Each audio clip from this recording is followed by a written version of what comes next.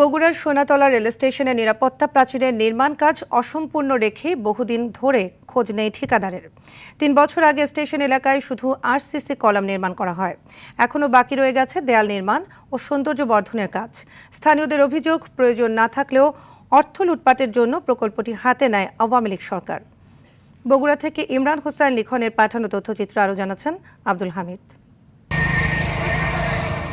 বগুড়ার সোনাতলা রেল স্টেশনের পূর্ব ও পশ্চিম পাশে প্রায় ১ কিলোমিটার এলাকা জুড়ে ২ কোটি টাকা ব্যয়ে ২০২৩ সালে নিরাপত্তা প্রাচীরের নির্মাণ কাজ শুরু হয়, যা শেষ হবার কথা ছিল ২০২৪ সালের মার্চে। তবে শুধু আরসিসি কলাম নির্মাণ করেই লাপাত্তা ঠিকাদারি প্রতিষ্ঠান।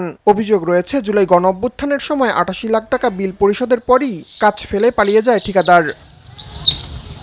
এলাকাবাসীর অভিযোগ, প্রয়োজন না থাকলেও সরকারি অর্থ হাতিয়ে নেওয়ার জন্য বিগত সরকার পাশ করে প্রকল্পটি, যা প্রতিনিয়ত ভোগান্তি বাড়াচ্ছে তাদের।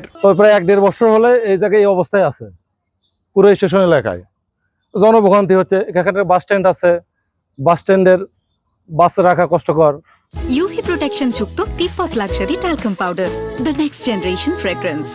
আমরা গ্রাম্য শহর, এই পারের লোক উপরে আসে, এই পারের লোক উপরে যাওয়া, এটা আমাদের জন্য এই প্রাচীর দেওয়ার কারণে এটা খুব ভোগান্তি। কিন্তু তারপরেও এই প্রাচীরটা সম্পূর্ণ হয়নি, অর্থাৎ সরকারের কোটি কোটি টাকা লস। কাস্টমার আসতে সমস্যা, লাইন পারাপার হতে সমস্যা, এখানে কোনো দুর্ঘটনা, কোনো দুর্যোগ, কোনো সমস্যা হয় না। এই অযথায় এই প্রাচীরগুলো দিয়ে আপনার ১০০ দোকানের অসুবিধা করে রাখছে এখানে।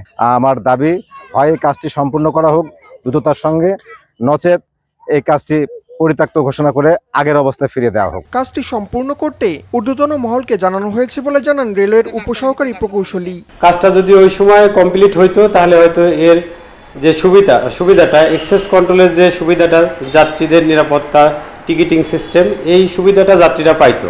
যেহেতু কাজটা মাঝপথে বন্ধ হয়ে আছে, এটা যাত্রীদের জন্য, রেলের জন্য, আমাদের সকলের জন্য ক্ষতি হচ্ছে। তাদের পেনাল্টি দিয়ে আউট করে দিবে কি তারা তাদের দ্বারাই কাজটা শেষ করাবে, এটা আসলে ডিসিশন মেকারটা হলো আমাদের divisional engineer, chief engineer sir, তারা বলতে পারে। দ্রুত প্রকল্পটি বাস্তবায়ন করে জনভোগান্তি নিরসনের দাবি এলাকাবাসীর। আব্দুল হামিদ, RTV।